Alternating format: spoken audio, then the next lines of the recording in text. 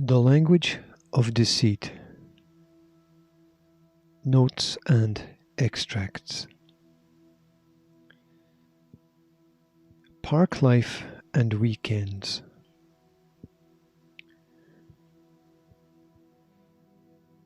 Due to family duties, I avoided the first day of the weekend's motoring event, which involved a tour driving overly loud cars around overly spacious buildings. Taking off from the railway station, they would visit 15 major distilleries.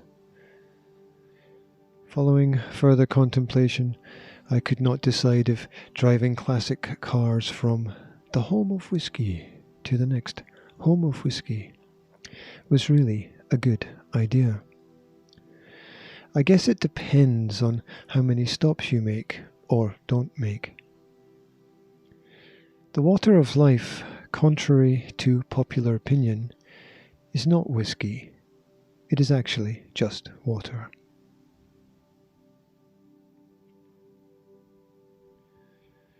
Alcohol, which was once very limited in availability, and originally the basis for many alchemic medicines, now proliferates the world, and is sadly one of the major factors contributing to sickness and disease.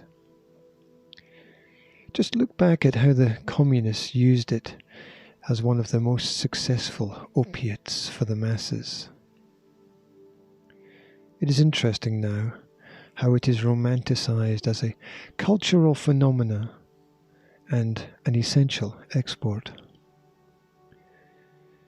Anyway, popular opinion is usually more prevalent than my opinion, and the marketing appears to have worked. In my experience, however, alcohol just tends to ruin the next day, if not your whole life.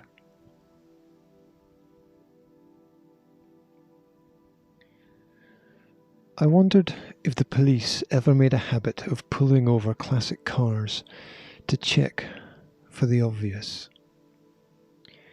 We have all seen those classic films where the couple drive off into the countryside in their open-top mobiles with the picnic hamper full of brie, biscuits and Bordeaux. Later that evening, my mother reminded me about the will again. Parents can be annoyingly pertinent. Well, trying to focus on the power of positive thinking, I at least noticed that the weather had been relatively dry.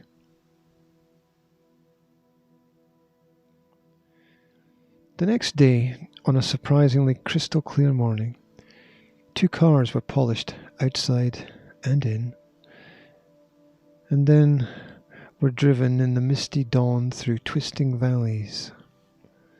Their destination, another Scottish castle with nice lawns, where the day's registration would be completed, and the previous day's notes compared, stories shared, and tips given.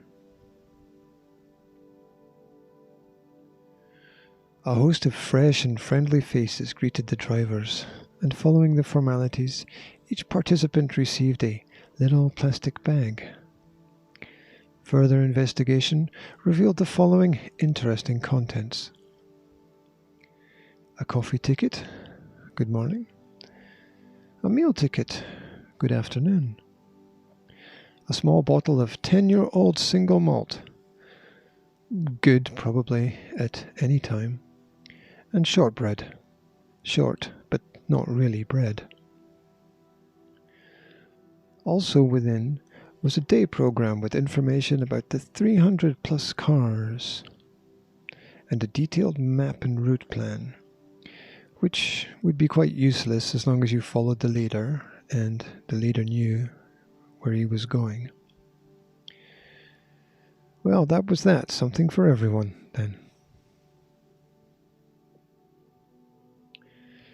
After coffee, I made a brief study of the most beautiful beasts of the historic engines that were reflecting the glory of the morning sunshine. It must be said that those vehicles of the past, especially pre-1930, were true works of art and labours of love for life. Following a tour along forgotten roads of the surrounding countryside and a swift, sweet lunch, we arrived at our final destination, yet another castle.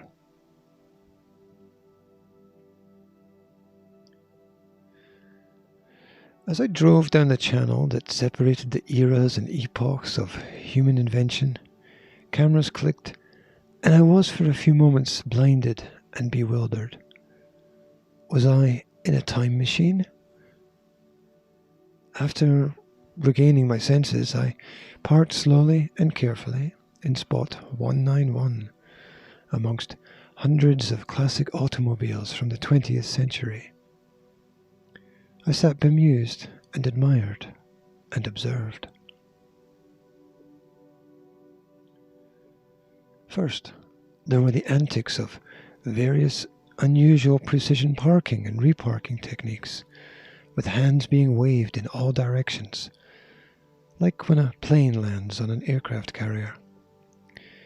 Next, the polishing and repolishing and polishing again, and finally the chairs and rugs came out, and the people sat with satisfaction next to their objects of immense pride and glory.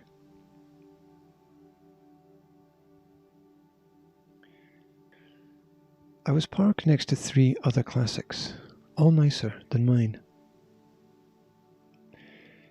Leaving my vehicle, in search of safety, sanity, and anonymity, I wandered between the crowds, idly catching snippets of conversation about top speeds, engine size, year of construction, model number, horsepower, grunt, starting temperature, and how far you have to travel to get spare parts or see a potential new buy.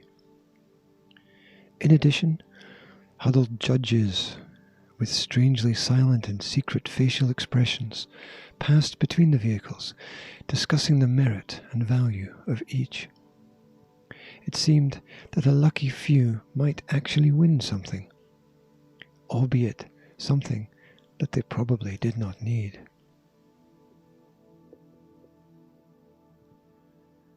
From the curiosity of browsing and chatting, I gleaned that there are essentially 2 kinds of owner of historic wheels. The kind that loves old cars, and the kind that loved their old car, or cars. The difference is soon easy to spot and hear. Regarding the actual event, I must say that it was well oiled. It ran very smoothly from start to finish, helped along by an enthusiastic and friendly, mostly retired staff. Following the customary inaudible prize ceremony, during which I went to feed the ducks and swans in the adjacent lake, I sneaked out of the grounds as part of a historical procession and soon found myself cruising home, reflecting on a most unusual day. Odd thoughts raced through my head. Was that really so painful? Was I really starting to enjoy an automatic gearbox? Oh, and where did I put that little bottle of whiskey? There is very little that is logical in the whole process of life. And the best that we can hope for is that in the long run, we discover something that fills our time by bringing us together with other like-minded individuals. The language of deceit. Notes and extracts.